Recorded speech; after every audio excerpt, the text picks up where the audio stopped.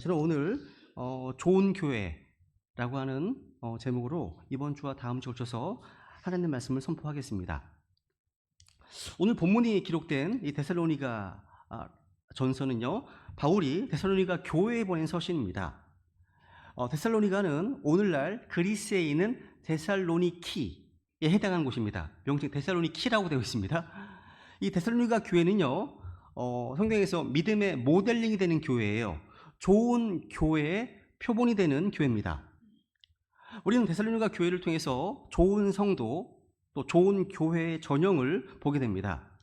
이 데살로니가 교회는요, 오늘 본문 1장에 보시면 5절에 보시면 복음과 성령님에 의해서 회심했습니다. 그리고 구원의 확신으로 충만했던 교회였습니다.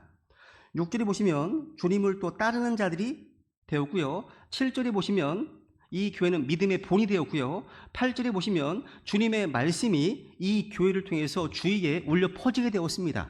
그리고 9절에 보시면 우상들을 버리고 하나님께 돌아선 그런 교회였고요. 10절에 보시면 이 교회는 주님의 다시 오심을 기다리고 있는 성도들의 모습을 보게 됩니다. 이렇게 데살로니가 교회는요, 하나님께서 보시기에 믿음의 본이 되는 아주 좋은 교회의 모습을 잘 보여주고 있습니다. 우리 베들레헴 심리교회 또한 이러한 모습이 되어야 하기 때문에 주님께서 허락하시면 좀 계속해서 데살로니가 교회를 좀 살펴보려고 하는 겁니다. 이 데살로니가는요, 그리스 북부 지역인 마케도니아의 수도입니다. 당시 정치, 문화, 상업의 중심지였습니다. 특히 교통의 요충지였기 때문에 로마와 동방 제국을 연결하는 큰 도로가 통과하는 곳이었고, 바닷길도 사방으로 통하는 항구 도시였습니다. 여기에는 헬라인이나 마케도니아인이나 아시아인, 이집트인 여러 인종이 섞여 있는 국제 도시였다는 거죠. 근데 사도행전 17장에 보시면 바울 일행이 이제 데살로니가로 들어가는 장면이 나와요. 거기서 이런 일이 벌어집니다. 17장 1절 읽어보겠습니다. 시작. 한편 그들이 암피폴리스와 아폴로니아를 지나 데살로니가로 갔는데 거기에 유대인들의 회당이 있으므로 바울이 자기 갈래대로 그들에게 들어가 새 안식일에 성경 기록들을 가지고 그들과 토론하며 그것들을 열어 그리스도께서 반드시 고난을 받고 죽은 자들로부터 다시 일어나셔야 함을 예정하고 내가 너희에게 선포하는 이 예수님이 그리스도시라고 말하니. 여기서 바울은 구원받지 않은 사람들에게 복음을 전하기 위해서 유대인들의 회당으로 갔습니다. 그러니까 이게 마치요, 오늘날 많은 근본주의 독립심리교회 설교자들이 동일한 믿음에 있는 교회로 가잖아요. 근데 바울은 자기와 같은 믿음이 아닌 곳으로 갔습니다. 그러니까 바울은요, 자기와 같은 믿음 있는 교회가 아닌 자신을 필요로 하는 곳으로 갔다는 거죠. 뭐 하기 위해서? 복음을 선포하기 위해서입니다. 그러니까 예수님이 그리스도이심을 선포하기 위해서 갔다는 겁니다. 그러니까 그런 복음이 필요한 사람들이 시장에 있으면 시장으로 갔고 또 회당에 있으면 회당으로 갔다는 거죠. 이걸 영적으로 적용한다면 자신이 말씀의 사역자나 어떤 선교사로 부름받았다고 생각한다면 하나님의 말씀이 필요한 사람들에게로 가서 예수 그리스도를 전하라고 하는 것이죠. 내가 원하는 곳이 아니라 나를 필요로 하는 곳으로 가라는 것입니다. 오늘날 하나님의 말씀이 필요한 지역은 너무나 많습니다. 나라도 많죠, 그죠? 수수할 일꾼이 부족한 것이 현실입니다. 바울은 자신이 필요한 곳이라면 어디든 가서 말씀을 전했고요. 그 한가운데 서서 예수 그리스도의 복음을 선포했습니다. 바울은요, 만나는 상대가 어떤 사람이든 간에 복음을 모르는 사람을 만나면 복음을 전했습니다. 이것이 바울의 관례였습니다. 자기 관례대로. 그죠? 데살로니가에는 바울이 2차 전도 여행 때 빌립보를 떠나서 데살로니가를 갔고요. 여기서 3주 정도를 보내게 됩니다. 이 기간 동안에 바울은 유대인들의 회당에서 복음을 선포하고 이 말씀을 가르쳤습니다. 이로 인해서 이 데살로니가에 상당히 많은 헬라인들과 상류층 기부인들이 복음을 받아들이게 되었습니다. 동시에 바울을 대적하는 무리의 핍박도 극심했어요. 그래서 바울을 받아주고 도와주었던 야손은 반역죄로 기소되었고요. 성도들은요, 바울 일행을 밤중에 데살로니가 밖으로 탈출시켰습니다. 이렇게 바울 일행은 오래 있지 못하고 이 교회를 떠나게 됩니다.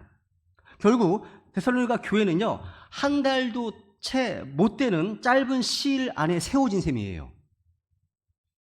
바울은 박해를 받으면서 아주 짧은 기간 동안 머물면서 복음을 전했던 데살로니가 성도들이요, 뿔뿔이 흩어진 게 아니에요. 모임을 이루었고 지속적으로 교제했고 지역교회가 세워졌습니다. 근데 이 짧은 시간이었지만 바울은요, 복음의 핵심을 빠짐없이 전수했고요, 데살로니가 성도들은 이것을 스펀지가 물을 흡수하듯이 빨아들여서 아주 확고한 신앙의 뿌리를 내린 겁니다. 바울은 이 데살로니가에 오래 머물지 못한 것이 마음에 걸렸는지 아테네로 떠날 때 디모데와 실라를 데살로니가로 남겨서 막 태어난 데살로니가 교회의 기반을 다지는 걸 도와줄 것을 부탁했습니다. 나중에 이 디모데와 실라가 돌아왔을 때 바울은 자신이 못 가는 대신 다시 디모데를 보내서 그 교회를 돕게 합니다. 한번 생각해 보세요. 쫓겨나다시피 떠나온 데살로니가 교회를 생각하는 바울의 마음이 어떻겠습니까? 그 당시에는 전화 없습니다. 인터넷이 안 됩니다. TV도 없습니다. 라디오도 없어요. 그러니까 지금 데살로니가를 떠난 뒤에 거기서 어떤 일이 벌어질지 전혀 알지 못했다는 거죠. 그 마음이 얼마나 답답했을지, 얼마나 안타까웠을지, 그래서 젊은 디모데를 보낸 거예요. 그래서 데살로니가 전후서는요, 그 디모데가요, 고린도에 있던 바울과 실라에게 전해준 그 교회의 소식을 듣고 바울이 쓴 겁니다. 쓴 거예요. 이런 까닭에 데살로니가서 1장 1절에 보시면 바울과 실로아노와 디모데, 이 세 사람의 문안 인사로 시작하는 겁니다. 물론 바울이 주도적인 역할을 하긴 했지만 데살로니가 교회는요, 이 세 명의 사역자가 팀 사역을 통해 세운 교회입니다. 그러니까 바울이 이 데살로니가 교회에 보내는 이 편지의 의도는요, 자신이 복음의 씨앗을 뿌린 뒤에 얼마 되지 않아서 두고 떠나야 했던 어린 교회에 대한 염려와 사랑을 전하고 싶었던 거예요. 그 이후에도요, 몇 번 가고자 했거든요. 근데 마귀가 방해했고 사정상 여의치 않아서 돌아가지 못했던 까닭에 안타까움이 더했습니다. 우리 또한 마찬가지 아닙니까? 어떤 상황과 환경이 바뀌어서 함께 교회에 함께하지 못한 시절을 생각할 때 걱정이 되고 기도하지 않습니까? 마찬가지예요. 사랑하는 성도의 얼굴을 보지 못하고 잘 지내고 있는지 궁금해하는 바울의 심정도 이와 비슷했을 겁니다. 그런데 이제 소식을 들어보니까 이 데살로니가 교회가요, 아주 믿음의 본이 되는, 믿음의 모델링이 되는 좋은 교회로 성장하고 있었습니다. 그럼 본문 1절 보세요. 1절 보시면요, 좋은 교회가 어떤 교회입니까? 좋은 교회는요, 하나님의 왕국을 대표하는 기관입니다. 다른 말로 그리스도의 몸으로서 주님을 대표하는 기관이에요. 보세요. 1절에 보세요. 다시 읽겠습니다. 시작. 바울과 실로아노와 디모데는 하나님 아버지와 주 예수 그리스도 안에 있는 데살로니가 사람들의 교회에 편지하노니 하나님 우리 아버지와 주 예수 그리스도로부터 은혜와 화평이 너희에게 있기를 원하노라. 여기 보시면 하나님 아버지와 주 예수 그리스도 안에 있는 데살로니가 사람들의 교회에 편지한다 되어 있죠. 그러니까 데살로니가 사람들로 구성되어 있는 지역 교회인데요, 그 교회를 The Church, 단수로 언급하고 있습니다.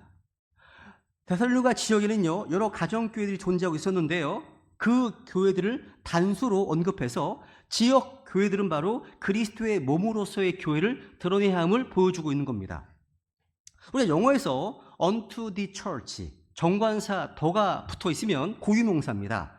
고유명사는 특별한 사람이나 장소나 기간 등을 구별해서 지칭할 때 사용하잖아요.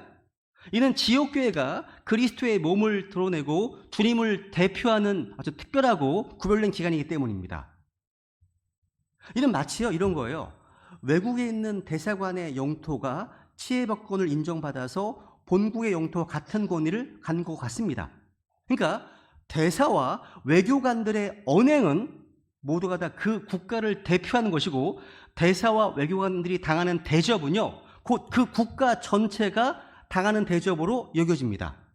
마찬가지입니다. 지역교회는 주님의 몸된 교회를 대표하는 대표성, 권위를 가진다는 거예요. 여러분, 지역교회가 아무리 부족해 보여도, 아무리 약점이 많아 보여도 주님은 그 지역교회에 그런 대표성과 권위를 주었다는 겁니다. 누군가 그런 말을 했습니다.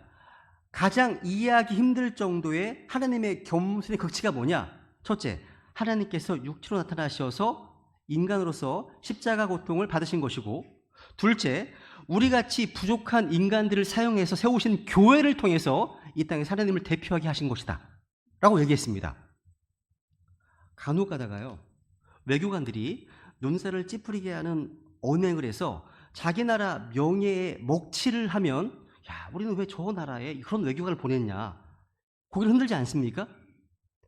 그런데 여러분, 그런데 그보다 더한 것이 저와 여러분입니다. 하나님께서는요, 우리 같은 사람들로 자신의 몸된 교회를 이 땅에 세우시고, 여러분이 크리스찬이라는 이름으로 자신을 대표하게 하셨다는 사실입니다. 그러니까 문제 많고 말 많은 지역교회를 통해서 자신을 드러내기 원하신다는 겁니다. 그러니까 하나님은요, 지역교회를 통해서 일하십니다. 아무리 인간이 보기에는 교회가 힘이 없어 보이고 하찮아 보여도 이 지역교회들이 주님을 대표하는 대표성이 있다는 말입니다. 그래서 우리가 지금 소속된 하늘나라에 누가 되지 않도록, 우리 주님의 명예를 훼손하지 않도록 우리는 그리스도의 대세로서 처신을 잘해야 되는 겁니다. 한번 읽어볼까요? 고린도서 5장 20절 시작. 그런즉 하나님께서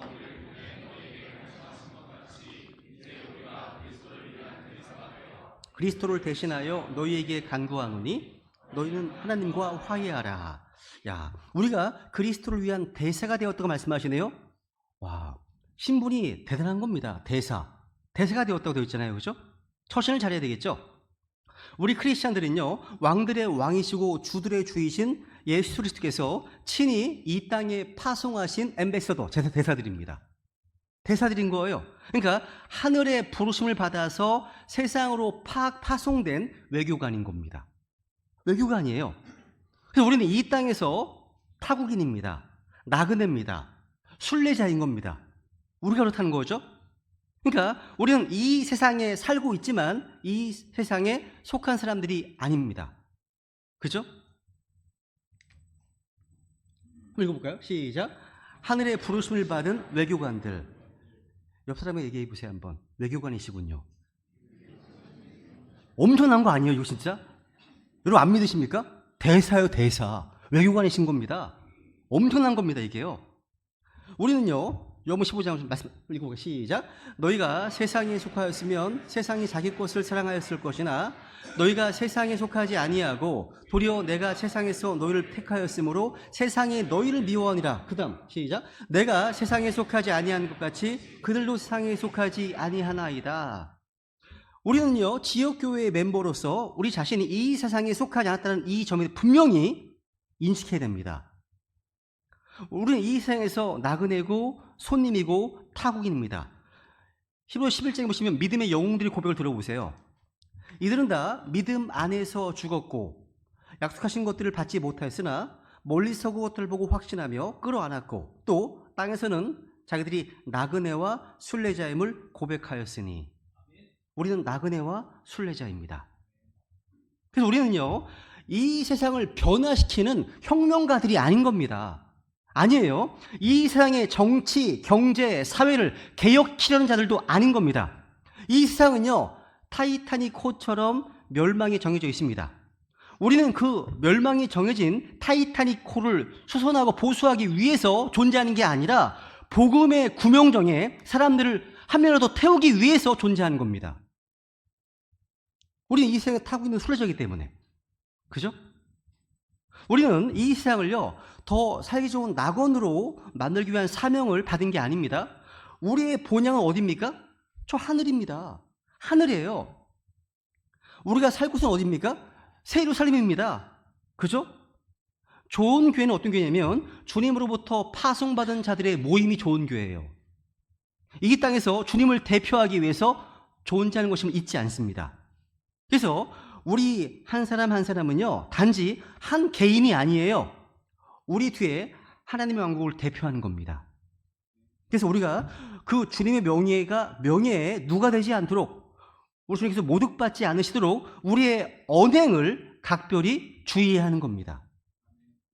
그래서 이 좋은 교회는 그리스도의 몸으로서 주님을 대표하는 교회인 겁니다.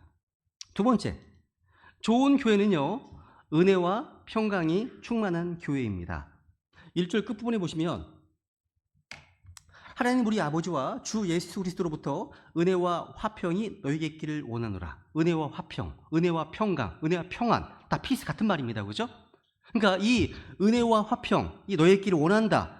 이 인사말은 바울의 모든 서신의 관용구처럼 붙어서 나오는 인사입니다. 은혜와 화평.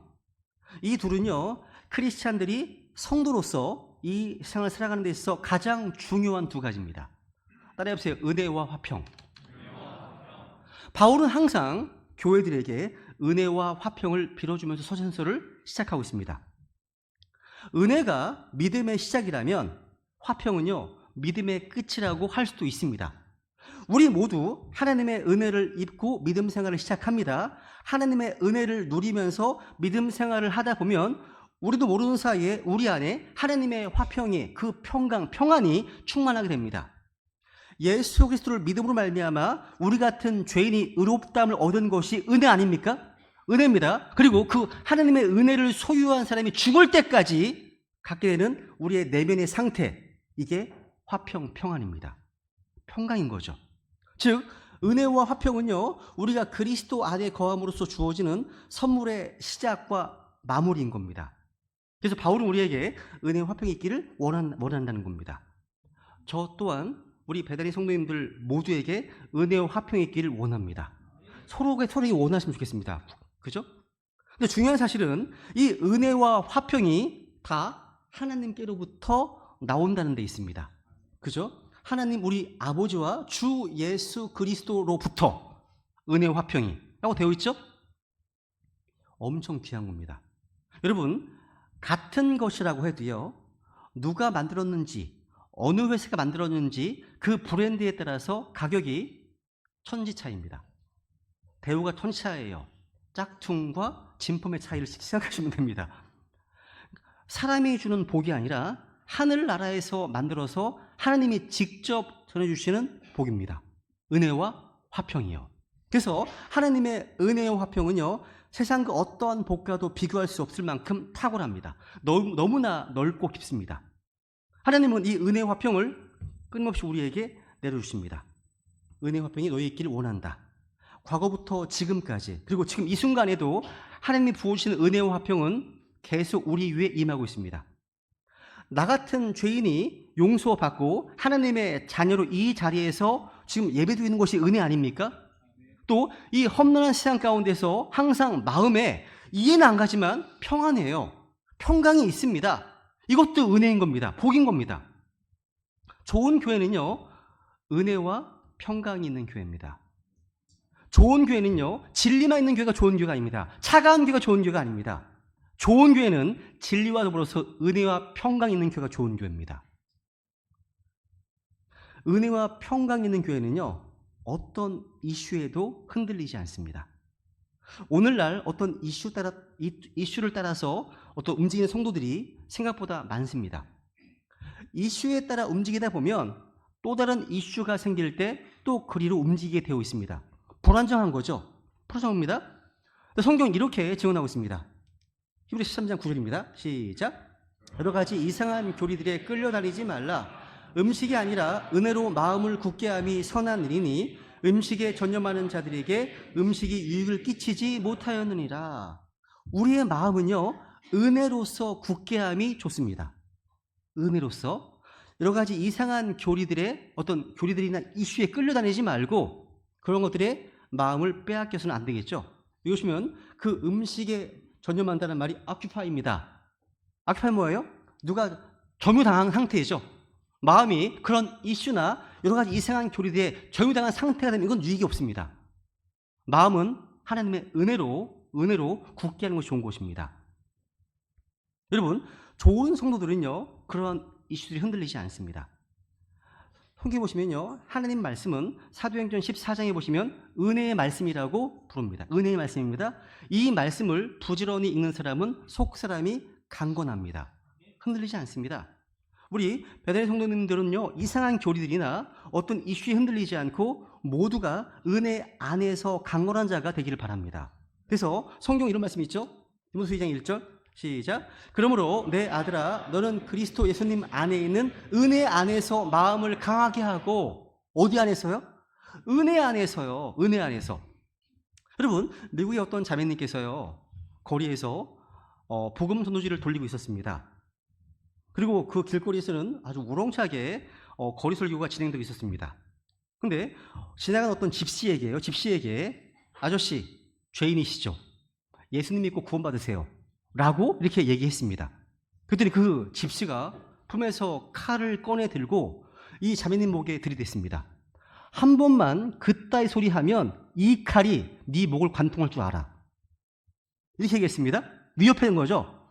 그때 이 자매님은요, 손에 있던 전도지를요, 그 칼 꼭지에 딱 꽂습니다. 꽂고서 읽으시고 구원 받으시죠. 이렇게 했습니다. 이건 타고난 기질이 아닌 겁니다. 아닙니다. 그리스도 예수님 안에 있는 은혜 안에서 수용, 강건한 겁니다. 항상 여러분 그렇게 할 수 있으시겠습니까? 다 하실 겁니다. 그죠? 우리 교회 성도님들은. 두려워서 넘어가지 않으시겠죠? 그러니까 좋은 성도, 좋은 교회는요, 은혜가 충만하고 또 마음속의 평강으로 충만합니다. 우리가 그리스도 안에 있다면 이 세상의 정세와 어떤 상황이 어떻든 간에 평안합니다. 저는 이런 거 재밌어요. 저는 많은 어떤 여러 가지 그런 소식을 듣거든요. 되게 불안한 소식들도 있고 되게 많거든요. 근데 잘 얘기하고 싶지 않습니다. 왜? 마음을 은혜로 굳건히 해야 되니까. 근데 그런 걸 들어도요, 그렇게 큰 요동이 없어요. 소망이 있으니까요. 주님 말씀하시잖아요. 시편 27절 보시면 내가 너에게 화평을 남기노니 곧 내 화평을 너에게 주노라. 내가 그것을 너에게 주는 것은 세상 주는 방식 같지 아니하니 너희는 마음에 근심하지도 말고 두려워하지도 말라. 예수님께서 우리에게 주시는 그 화평, 평안은요, 예수님 자신의 평안입니다. 내 화평을 너에게 주겠다. 주님의 화평이죠. 그죠? 이건 평범한 평안이 아닙니다. 주님께서 자신의 평안을 주시겠다고 하신 겁니다. 놀라운 거예요. 혹시 여러분은 예수님께서요, 우리나라뿐만 아니라 전 세계적으로 미국 마찬가지입니다. 여당이나 야당 정치인들로 인해서 불안해하시거나 그들에 대해서 걱정하실 거라고 생각하십니까? 천만의 말씀이죠. 예수님께서 여러분 혹시 이스라엘과 하마스 간의 어떤 문제를 비롯해서 중동 전쟁 이 문제 때문에 두려워하실 거라고 생각하십니까? 예수님께서 프리메이슨이나 일루미나티나 유이지 운동이나 글로벌 엘리트나 제시트 예수회 때문에 불안해하실까요? 천만이죠. 웃으실 겁니다. 웃을 겁니다. 주님께서는요, 처음과 끝을 아시는 분이십니다. 하늘과 땅의 모든 파워, 권능을 소유하신 분이십니다. 하나님의 모든 계획을 아시는 분이십니다. 그래서 완벽한 평안 가운데 계십니다. 그 평안을 우리에게 주십니다. 그 화평을요. 주님께서는요, 이 세상에서, 이 나라에서 돌아가는 일로 인해서 걱정하고 염려하지 않으십니다. 그리고 예수님께서는 다른 누군가의 평강이 아니라 자신의 화평을 우리에게 주시겠다고 하셨습니다. 이 평강은요, 모든 이해를 뛰어넘는 하나님의 평강입니다. 하나님의 평강인 거예요. 우리가 왜 두려워하는지 아십니까? 우리가 왜 염려하고 불안해하는지 아십니까? 이 세상이 보는 것처럼 세상을 보기 때문입니다. 이 세상 소식, 이 세상에서 나오는 소식을 계속 듣기 때문에 두려워하는 거예요. 하나님의 음성을 듣는 대신에 정말 중요한 거예요, 여러분. 그러니까 목자의 음성으로서의 하나님의 말씀을 듣는 대신에 이 세상 뉴스나 소식을 듣다 보니까 세상이 두려워하는 것처럼 세상을 두려워하기 때문입니다. 그럼 안 돼요. 그래서 무슨 보수가 어떠냐, 진보가 어떠냐 이런 얘기를 하면서 불안해하는 겁니다. 여러분 구원 받으셨습니까? 그렇다면 혼자가 아니신 거예요. 우리는 전능하신 하나님께서 우리와 함께 하십니다. 죽으면 천국으로 가게 돼 있잖아요. 세상이 관여하는 말 때문에 불안해하거나 두려워할 필요가 전혀 없습니다. 이 세상을 주관하시고 통제하시는 주님의 화평을 가지고 있기 때문이에요. 주님께서는 우리에게 그 자신의 화평을 주셨다는 사실을 기억하십시오. 우리는 혼란스러운 이 세상에서요, 주님과 같은 평온한 마음을 가질 수 있습니다. 그게 주님의 화평입니다. 좋은 성도, 좋은 교회는 이렇게 은혜와 화평이 충만한 교회입니다. 세 번째, 좋은 교회는요, 다른 지체들로 인해서 하나님께 감사하는 교회입니다. 여러분, 하나님의 교회가 된다는 것은요, 스가랴서 4장 말씀처럼요, 인간의 힘으로 되지 않고 능력으로 되지 않고 오직 하나님의 영으로 이루어집니다. 이것을 하는 바울은요, 2절에 보니까 데살로니가 교회가 잘 되는 것에 대한 공로를 철저히 하나님께 돌리고 있습니다. 우리가 기도할 때 너희에 대해 말하며 너희 모두로 인해 항상 하나님께 감사를 드리나니. 그러니까 바울은요, 자기가 잘해서 교회가 초창기부터 잘 성장한 것이 아님을 잘 알고 있었던 겁니다. 이건 겸손이죠. 그럼에도 데살로니가 교회는요, 바울에게서 참으로 아주 기쁨을 가져다 주는 그런 교회였습니다. 이 보세요. 뒤에 보시면요, 우리가 기도할 때 너희에 대해 말하며 너희 모두로 인해 항상 하나님께 감사를 드린다.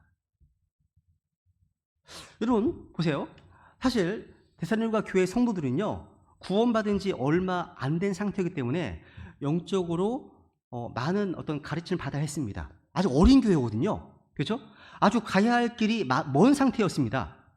그럼에도 불구하고 바울은요, 그들로 인해서 하나님께 감사했습니다. 이게 좋은 교회예요. 그러니까 데살로니가 교회의 모든 성도들이요, 영적으로 성장한 사람은 아니었을 겁니다. 그렇죠? 그런데 바울은 그들 모두를 하나님께 감사를 드립니다. 좋은 교회가 아닌 교회는요, 서로 싸웁니다. 다툽니다. 서로를 지적합니다. 서로를 비판합니다. 파당으로 나뉘어집니다. 인사도 안 합니다. 또 정치 문제로 서로 대적합니다. 아이 저 빨갱이. 실제 들은 얘기입니다. 어떤 동신에게서는요, 전라도 출신 어떤 형제님 자매님 보고서 아이 빨갱이 이렇게 부릅니다. 이거 하나님 앞에 회개해야 됩니다. 큰일 날 얘기예요. 지금 성경은요, 너희 모두로 인해 항상 하나님께 감사를 드린다 라고 얘기했죠. 여러분, 부모의 눈에는 항상 자식의 좋은 점만 보이는 법입니다. 우리가 항상 다른 사람들의 잘못만을 찾고 지적하고 정죄하는 사람이 아니라 다른 사람으로 인해서 감사하고 그들을 위해 기도해주는 지체들, 그들과 함께 교제할 수 있다면 이게 얼마나 기쁜 일입니까? 얼마나 즐겁습니까? 그죠? 하나님께서는요, 우리가 한 교회 안에서 서로 비판하고 다투고 물고 뜯고 싸우는 것보다 서로를 격려해주고 기도해주고 도와주고 섬겨주고 서로로 인해서 하나님께 감사를 드리기 원하십니다. 이게 좋은 교회예요. 그런데 많은 성도들이 그렇게 하지 못하고 있기 때문에 바울은 지금 이 서신서를 통해서 책망하고 있는 겁니다. 여기서 바울은요, 데살로니가 교회를 통해서 중보기도 하는데요, 눈을 감으면 항상 기억나는 것이 몇 가지 있었습니다. 그게 뭐였냐면, 우리 아버지 눈앞에서 우리 예수 그리스도 안에 있는 너희의 믿음의 행위와 사랑의 수고와 소망의 인내를 끊임없이 기억하기 때문이라 말씀하십니다. 바울에 따르면 데살로니가 교회는요, 믿음의 행위, 사랑의 수고, 소망의 인내가 있었습니다. 한마디로 바울은요, 사랑장 아시죠? 상체 나오는 믿음, 소망, 사랑, 이 세 가지 아름다운 모습이 이 교회의 특징이라는 겁니다. 이 놀라운 찬사 아니에요, 이거요? 와, 믿음, 소망, 사랑이 있던 교회였어요. 그죠? 먼저 보세요. 믿음의 행위입니다. 따라해보세요. 믿음의 행위. 행위, 워크란 말은요, 이 행위란 말은 쉽게 일로 보시면 돼요. 일. 믿음의 행위는요, 믿음에서 나는 행위고요, 믿음으로 하는 모든 일을 말합니다. 믿음에서 나지 않는 일은 다 육신의 일입니다. 믿음으로 행치 않는 일은 다 죄예요. 죄입니다. 믿음이 없이 행하는 행동은 다 죽은 행위입니다. 우리는 이런 행위를 종교행위라고 부릅니다. 종교행위. 근데 데살로니가 성도들은요, 실로 많은 주님의 일을 감당하고 있었습니다. 근데 그 일을요, 인간적인 열심으로 한 게 아니라 믿음의 힘으로 했어요. 믿음의 행위. 믿음이 있어야 주님의 일을 열심히 할 수 있습니다. 복음을 전하고 성도들을 섬기고 어려움 가운데 있는 지체들을 돌보는 일, 이런 일에 열심을 냈지만 이것이 인간적인 열심으로 한 것이 아니라 믿음으로 했다는 거죠. 여러분, 믿음은요, 믿음의 창시자이시고 완성자이신 예수님을 통해서 오는 겁니다. 성령님은 믿음의 영이십니다. 믿음은 하나님의 말씀을 들음으로 온다고 되어 있죠. 유대인들은 주 예수 그리스도를 믿지 않고 하나님을 섬겼는데 이런 행위를 성경에서는 율법의 행위라고 부릅니다. the work of the law. 율법 행위라고 부릅니다. 성경은 행위 없는 믿음은 죽은 믿음이라고 얘기했죠. 진짜 믿음이 있다면 살아있는 믿음은요, 일합니다. 역사합니다. 열매를 맺습니다. 믿음은 행위와 함께 일을 합니다. 이게 살아있는 믿음입니다. 믿음의 행위. 이것 때문에 이걸 기억하고 있습니다. 또 그 다음 뭐예요? 사랑의 수고입니다. 따라해보세요. 사랑의 수고. 주님의 명령 있습니다. 보세요. 너희의 모든 일을 사랑으로 할지니라. 하나님의 명령입니다. 읽습니다. 시작. 너희의 모든 일을 사랑으로 할지니라. 어떤 선한 행위도 사랑으로 행하지 않는다면 nothing입니다. 아무것도 아닌 거예요. 아무것도 아닌 겁니다. 아무 유익도 없습니다. 주님께서 우리에게요, 내가 너를 사랑한 것 같이 서로 사랑하라. 이런 새 명령을 주셨습니다. 사랑으로 행하는 모든 일이 사랑의 수고입니다. 여기 이제 수고란 말이 영어 들어가 레이버입니다. 레이버. 일보다는요, 워크보다는 좀 더 강도가 높은 노동을 말합니다. 그러니까 좀 문자대로 지역한다면 엄청난 노력이 기울어진 고생이라고 할 수 있습니다. 그러니까 사랑하기 때문에 하는 노동이라는 겁니다. 아니, 사랑하지 않으면 도저히 감당할 수 없을 정도의 힘든 사역들을 많이 하고 있다는 뜻입니다. 그러니까 베드로가 성도들은요, 철저히 자기를 희생했습니다. 예수님 마음을 품지 않고는 불가능한 그런 사역들을 감당하고 있었습니다. 그리고 이러한 수고 헌신은요, 한 번, 두 번 하고 끝내는 것이 아닙니다. 계속됐습니다. 계속했습니다. 이게 진짜 사랑의 수고입니다. 사랑하기 때문에. 더군다나 이 사랑의 수고란 뭐냐면 그 하는 수고의 동기, 목적이 사랑으로 하는 것을 말합니다. 여러분 가운데 사랑의 동기가 아닌 어떤 다른 목적으로 하는 수고라면 아무것도 아닌 겁니다. 이 세상 사람들은요, 자신의 성공을 위해서 자기의 시간과 열정과 에너지와 재물과 이런 것들을 다 아끼지 않습니다. 왜 그렇습니까? 자기 배를 섬기기 때문에. 자기를 자랑하기 때문 아닙니까? 그런데 여러분, 사랑하면요, 그 사랑하는 대상을 위해서 수고하고 일하는 것을 기뻐하고 즐거워합니다. 사랑하면요, 여러분이 예수 그리스도를 사랑하신다면요, 계속해서 주님을 섬기고 수고할 겁니다. 여러분이 혼들을 사랑한다면 그 혼들을 계속 수고할 겁니다. 여러분이 형제 자매들을 사랑한다면 우리 시대의 유익을 위해서 계속 수고할 겁니다. 이게 사랑의 수고인 거예요. 이걸 기억했습니다. 바울은요. 세 번째로, 이거 어디 갔어요? 없네요. 그 다음에 뭐예요? 소망의 인내입니다. 소망의 인내. 이 소망의 인내는 뭐냐면 우리 주님의 다시 오심을 기다리는 거죠. 예수님의 다시 오심을 소망하는 가운데 많은 환난과 핍박과 어려움 가운데 있었지만 쉽게 포기하지 않을 수 있는 겁니다. 이게 소망의 인내예요. 주님 다시 오시잖아요. 그러니까 주님께서 약속하신 것들을 바라는 가운데 인내하고 참고 기다리는 것이 소망의 인내입니다. 따라해보세요. 소망의 인내. 야고보서 5장을 보세요. 읽어볼까요? 시작. 그러므로 형제들아, 주께서 오실 때까지 인내하라.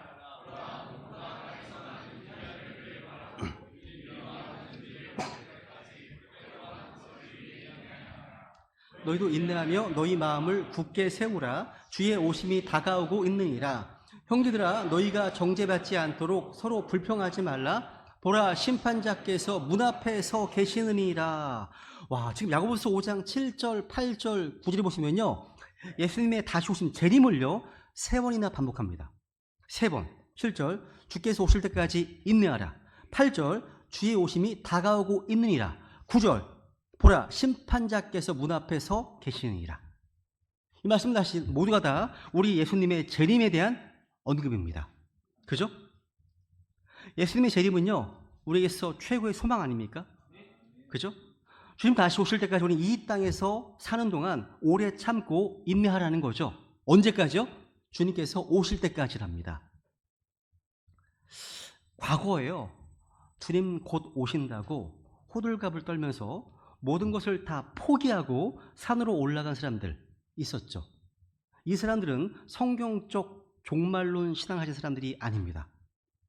주님 다시 오심으로 다 포기하자. 이건 마귀가 좋아하는 구호입니다. 이건요, 우리는 주님 다시 오실 때까지 마음을, 보세요, 너희 마음을 굳게 세우라. 마음을 굳게 세우고 더 열심히 일을 하고 더욱 인내하고 오래 참아야 됩니다. 이게 진리입니다. 그죠? 우리 소망은 예수님의 다시 오심입니다. 복된 소망이시죠? 지금 이 세상은 전쟁과 기근과 어떤 각종 전염병과 자연재해 등등 점점 힘들고 어려워지고 있습니다. 그런데 우리에게는 예수 그리스도의 재림이라고 하는 복된 소망으로 충만합니다. 왜 이것이 복된 소망일까요? Blessed hope. 왜 복된 소망일까요? 주님 다시 오시면요, 우리 성도들은 물론이거나 이 땅과 자연 피조물에게까지 주님의 놀라운 복이 임할 것이기 때문입니다. 다 바뀌어요. 바뀝니다. 모든 피조물이요 지금 신음하고 있거든요. 자연이 신음하고 있습니다. 사자, 호랑이 다 신음하고 있습니다. 성경이 말씀하시거든요.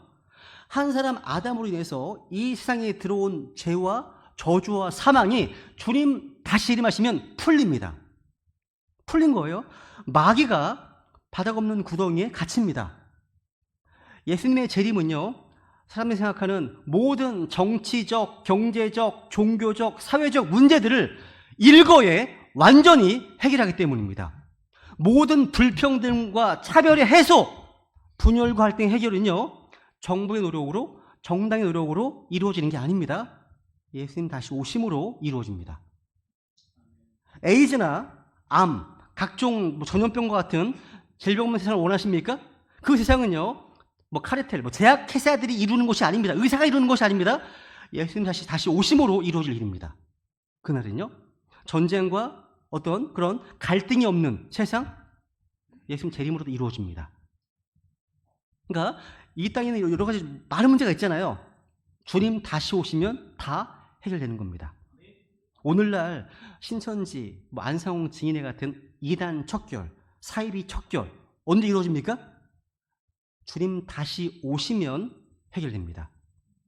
이단 연구소에서 해결하는 게 아닙니다. 주님 다시 오시면 다 해결합니다. 한마디로 예수 그리스도의 재림의 복된 소망은요, 모든 문제에 대한 완벽한 해답인 겁니다. 이게 복된 소망이죠.